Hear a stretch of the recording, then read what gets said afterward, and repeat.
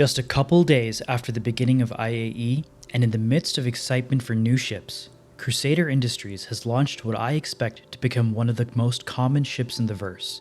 If you are someone who flies their Freelancer or Cutlass Black every day, it's time to really take a look, because with great speed, plenty of cargo, and so much more style. This is the Crusader Spirit C1. Hello folks, Space Tech here, and welcome to a ship review and buyer's guide for the Spirit C1.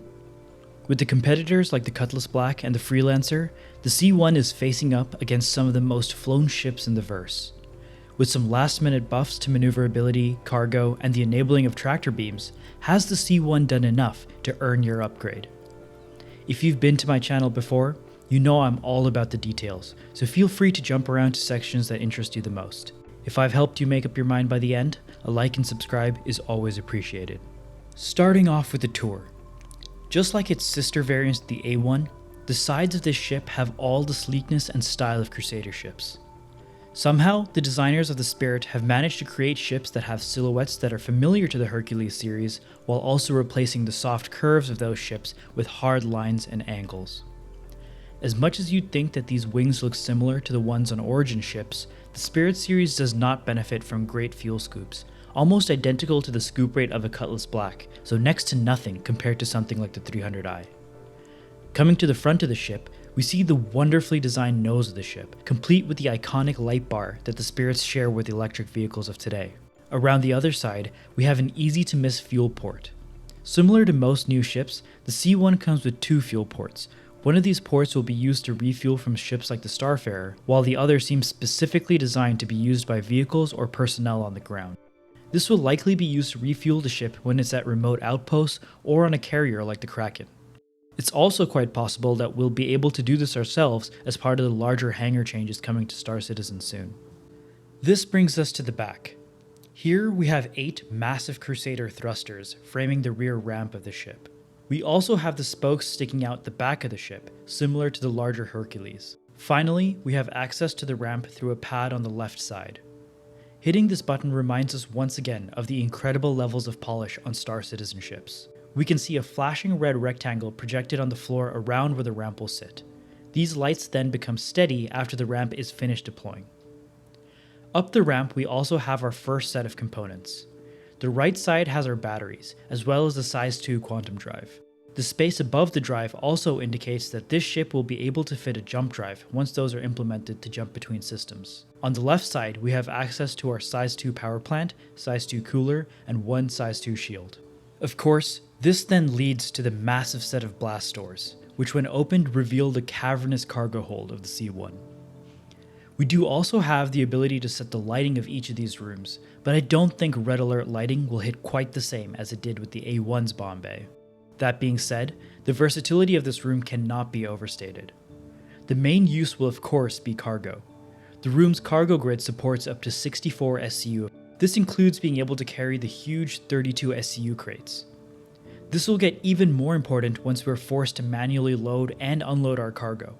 Being able to max out your cargo with just 2 boxes will give you a huge speed advantage over ships that must be filled with smaller boxes. The 64 SCU of cargo also puts the C1 over the 46 SCU in the Cutlass Black and compares well with the 66 on the Freelancer. Unlike those two ships, however, you will definitely be able to fit much more cargo in between the 2 boxes, potentially up to another 32 SCU, as long as you're okay with it not being tied down. Of course, no daily driver would be complete without the ability to carry some vehicles. From what I've seen so far, you can fit a few Cyclones, STVs, and ROCs. You can obviously fit in as many PTVs and hover bikes as your heart desires, or you can safely carry, that is. Most surprisingly, however, I've seen up to 3 Furies being put into the back of a C1 as well. It's worth keeping in mind that if you do have your cargo grid full, then you won't be able to fit any vehicles larger than a bike in between the 2 crates. You'll still be able to fit an STV or a Cyclone in the extra space provided by the component room in the back, but that area isn't a cargo grid, so vehicles may not be secure. Speaking of cargo and vehicles, the C1 also comes with a tractor beam. You access this tractor by using the co-pilot seat in the cockpit. Here, make sure to look over to the left to turn on power for your seat. On the right side, you can then click the prompt to start using the remote tractor beam. The default position of the turret is on top. This provides the C1 with the ability to move ships or other obstacles out of the way if they're in front or above the C1. If you press the deploy button, or S on the keyboard, it will then move the tractor beam into a position behind the ship, giving you access to targets below and behind you. This also gives you the ability to place and remove objects directly from and to your cargo hold. This is a huge advantage over ships like the Freelancer that don't have a tractor beam. In those ships, you will be forced to exit the cockpit and use other means to load large cargo boxes, slowing you down and exposing you to greater risk. While the specific strength of the tractor beam is still in flux, you are easily able to pick up small vehicles like the STV, as well as being able to move much larger 32 SCU crates. It's worth keeping in mind that the larger crates are really painful to load and unload right now. It requires quite a bit of slamming the crate into the ramp and using momentum to move the crate to a place where you can grab it and push it into the hold. It is so terrible that I have to assume that this will get fixed eventually. Moving forward from another set of doors takes us into the component room. On the right side, we have access to our avionics and 2 size 2 radars. Across from that, we have our life support and gravity generator. While these systems aren't implemented yet, I always appreciate CIG leaving room for their addition when they do come online in the future. These empty spaces mean that CIG will not have to go back and make room and piping for these components once they're ready for the game. Anything that cuts down development time and effort in the future gets features into our hands faster. Going through the final door brings us to the cockpit of the C1.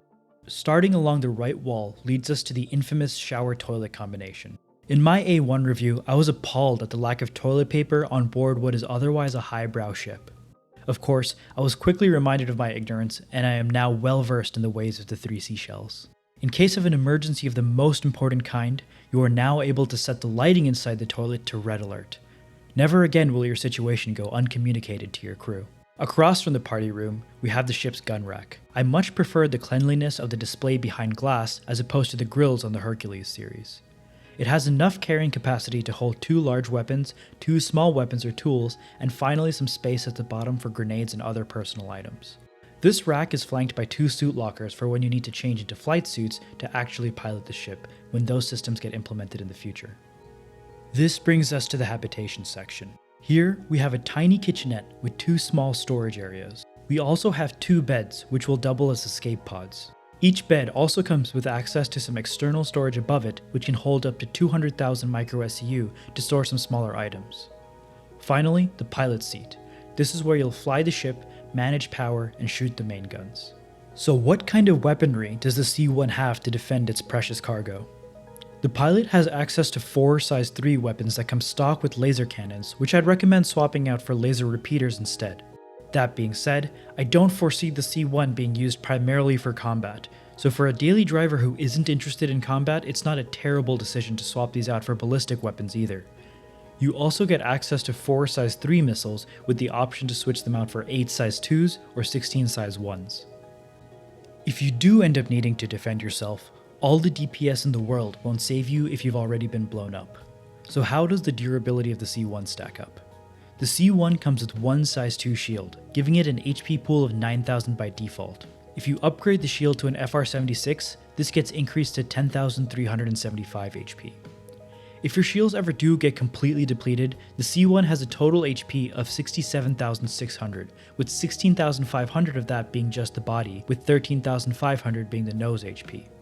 While on paper, this looks comparable to the shield HP of a Cutlass Black, a great graphic made by user Jenseng on Reddit shows that the Spirit cross-section is significantly larger than that of the Cutlass, greatly increasing the likelihood of getting hit. This is especially the case if you're being attacked from above or below. If you are ever destroyed though, the C1 does have a ludicrously fast 2-minute and 15-second claim timer. I do believe this makes it the fastest ship to claim that can outfit an XL1 drive. That, combined with its big fuel tanks, further solidify its role as a daily driver that you can claim from anywhere in case you need to get across the system in a hurry. So should you buy the Crusader C1 Spirit?